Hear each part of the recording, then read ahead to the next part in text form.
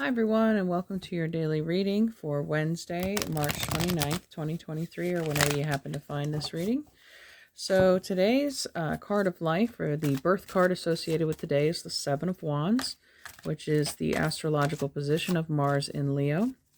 And the Seven of Clubs is the 20th card in the deck, in the traditional deck. And then we also have it being the 29th card in the tarot.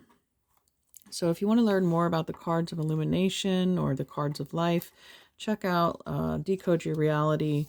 A guy named Logan over there is very skilled and has a video on decoding yourself and how your birth card may have a connection to your life, much like numerology does.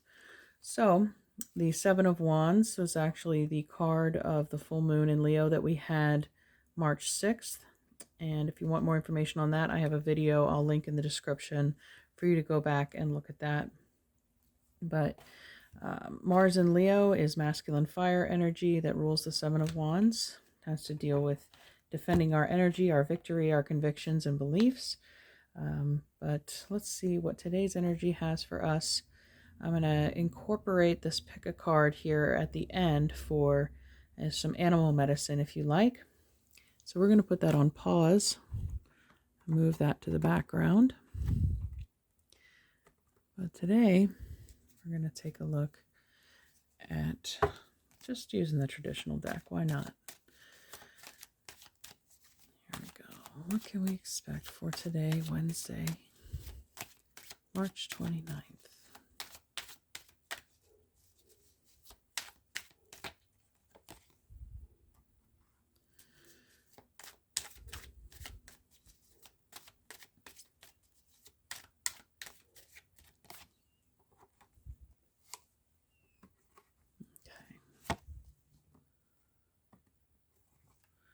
Right, underneath our deck, we have the Two of Wands.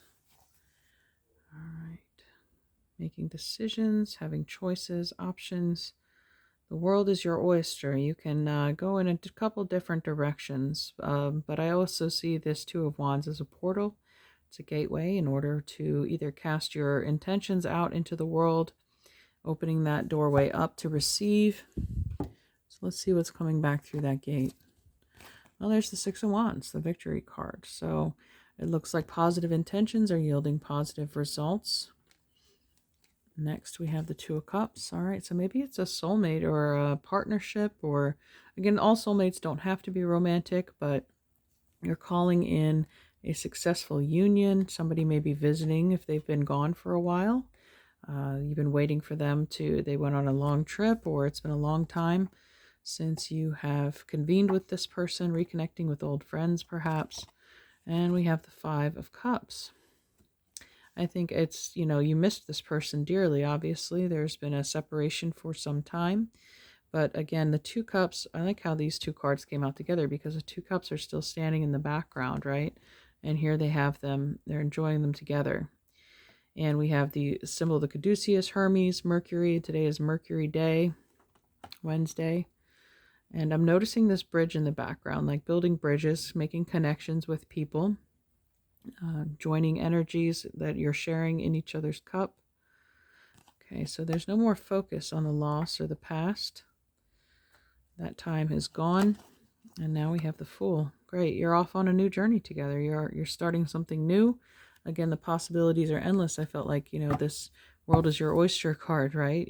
There's a zero here. Look at the world being shaped there as an egg, and so is the zero in the Fool card. It's again another portal, just like this. These two wands are a doorway. It's another opening in order to invite this new beginning into your life. So we did just have that new moon, I guess on the 21st, the new season of spring in the Northern Hemisphere on the 20th. So I think, again, we are just getting a real fresh start and beginning something new, it looks like, with a partner at this time. If there was a feeling of loneliness, abandon, or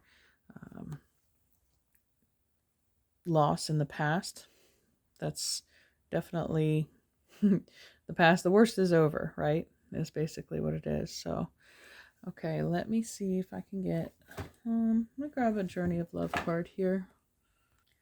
because we are dealing with partnership reunion, it looks like, after a long time. Okay. The legacy of light that came up before. And I guess it was on Saturday or Sunday about, and with the Fool card having the sun shining here in the background, I get this internal light coming from you that is kind of been a beacon for this person to come back to you magnetically. Or together you're building a legacy of light. Okay.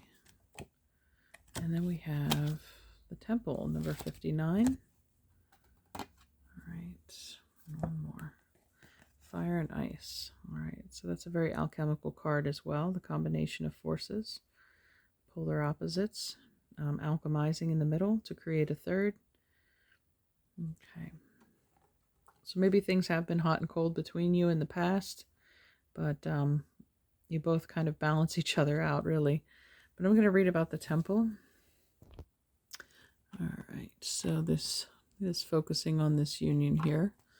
As the lover and the beloved meet in sacred space, they take respite from cares of the world, entering into sanctuary where only they exist. You are in need of this. Meditation, making love, connection and dance, intimacy and surrender into the moment.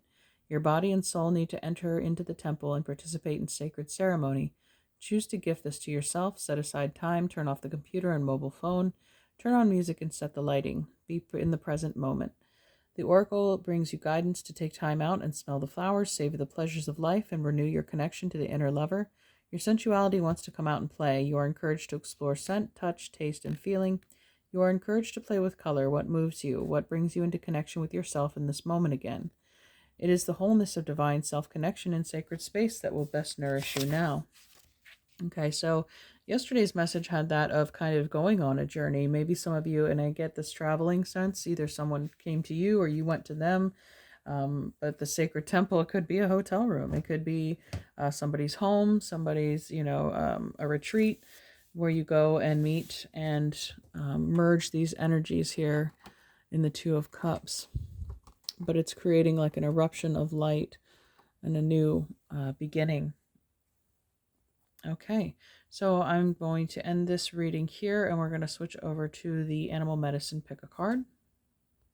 All right, we have pile 1, pile 2, and pile 3. I'll put timestamps down below for each one so you can reference this at any time if you like.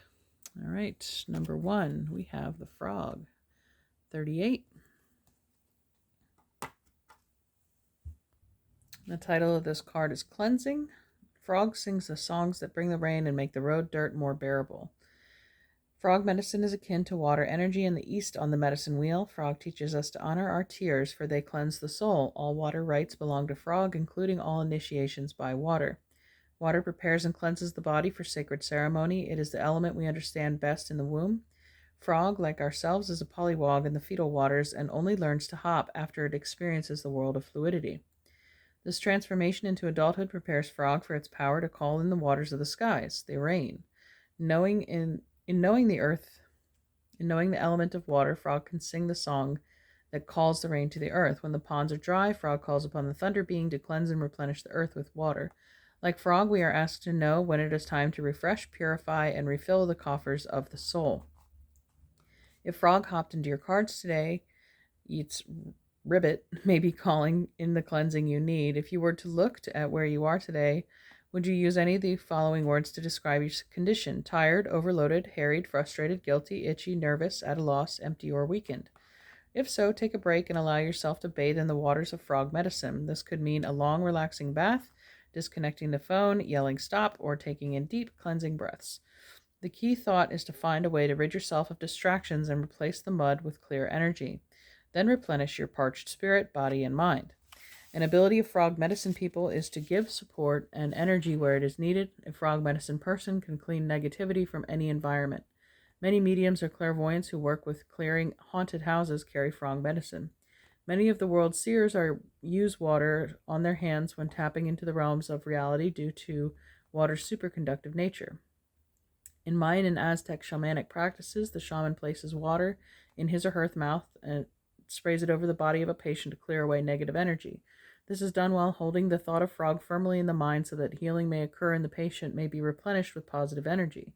Sometimes dried and stuffed frogs are also used to guard the person's body during the session.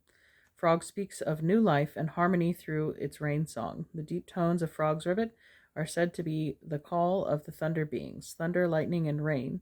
The ribbit is the heartbeat that comes into harmony with Father Sky and calls from the replenishment needed. Call to Frog and find peace in the joy of taking time to give to yourself. A part of this giving is cleansing yourself of any person, place, or thing that does not contribute to your new state of serenity and replenishment. All right, thank you, card 1. I'm going to move on to the second choice here.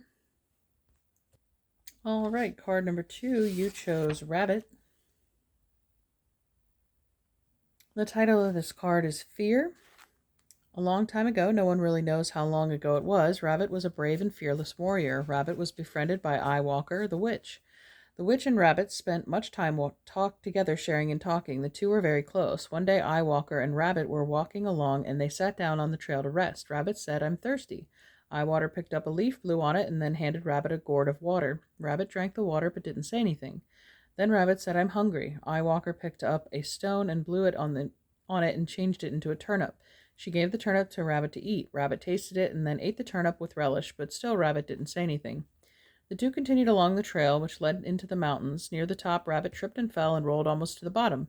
Rabbit was in very sad condition when Eyewalker got to him. She used a magic salve on Rabbit to heal his great pain and mend his broken bones. Rabbit didn't say anything. Several days later, Eyewalker went searching for her friend. She searched high and low, but Rabbit was nowhere to be found. Finally, Eyewalker gave up. She met Rabbit quite by accident one day. "Rabbit, why are you hiding and avoiding me?" the witch asked. "Because I'm afraid of you. I am afraid of magic," answered the rabbit, cowering. "Leave me alone." "I see," said Eyewalker. "I have used my magical powers on your behalf, and now you turn on me and refuse my friendship." "I want nothing more to do with you or your powers," Rabbit countered. Rabbit did not even see the tears his words were bringing to the Eyewalker's eyes. "I hope we never meet and that I never see you again," Rabbit continued. "Rabbit," Eyewalker said, "we once were great friends and companions, but no more. It is within my power to destroy you, but because of the past and the medicines we have shared together, I will not do this. But from this day forward, I lay a curse on you and your tribe. From now on, you will call your fears, and your fears will come to you. Be on your way, for the sweet medicines that bound us together as friends are broken." Now Rabbit is the fear caller. He goes out and shouts, "Eagle, I'm so afraid of you." If Eagle doesn't hear him, Rabbit calls louder, "Eagle, stay away from me." Eagle, now hearing Rabbit, comes and eats him. Rabbit calls bobcats, wolves, coyotes, and even snakes until they come. As this story shows, rabbit medicine people are so afraid of tragedy, illness, disaster, and being taken that they call those very fears to them to teach them lessons. The keynote here is, what you resist will persist. What you fear most is what you will become. Here's the lesson. If you pulled rabbit, stop talking about horrible things happening and get rid of "what if" in your vocabulary. This card may signal a time of worry about the future or of trying to exercise your control over that which is not yet informed, the future. Stop now. Write your fears down and be willing to feel them. Breathe into them and feel them running through your body into Mother Earth as a giveaway. All right, thank you, card number 2. I'm going to move on to the final card. All right, welcome. Card number 3, you chose Jaguar, Integrity, and Impeccability.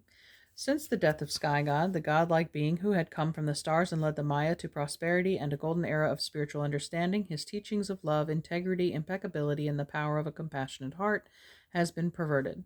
The distortion of his Jaguar teachings has degenerated to where the priests were sacrificing human beings, foolishly cutting out the victims' hearts to reclaim the power of the golden days of the Empire. Forgotten was the authentic power of the honorable and loving heart in Sky God's teachings. The great Jaguar spirit, who was Sky God's totem, roamed the dream of the Maya, looking for any dishonorable behavior. Misdeeds and abuses of power had diminished the spirit of the Maya and needed to be sacrificed for the survival of the people. The priests who had abused the authority and power bestowed on them quaked in fear, knowing that the day of reckoning had come. Jaguar brought justice by stalking their dreams and devouring their flagrantly dishonorable and greedy misdeeds. Jaguar medicine is integrity and impeccability. Its mission is to devour the unclean aspects of human behavior. Jaguar teaches us the penalties of inappropriate behavior and offers the rewards of good medicine to those who stand in their personal integrity and walk through life in an impeccable manner. If Jaguar is roaming your dream reality today, Its primal roar may be rewarding you for maintaining your integrity in some situation where you could have easily misused your authority. You may have been unwilling to pass judgment on another or to be self-serving. Were you especially kind to someone or do a good deed that was unexpected? If so, allow the recognition to fill you with feelings of well-being and continue to serve with compassion and open-hearted integrity. Do not falter in your resolve to be your personal best at all times. Maintain your dignity, devotion, and compassion, holding to forthrightness and honesty, no matter what the contrary influences. Do not feed any self-important need to be an enlightened one, treating others in a self-righteous manner. Jaguar medicine teaches you that personal integrity allows for mistakes, embraces forgiveness, and humbly makes self-directed corrections, allowing a rebalanced spirit to triumph once again. All right, everybody. I hope you enjoyed today's reading.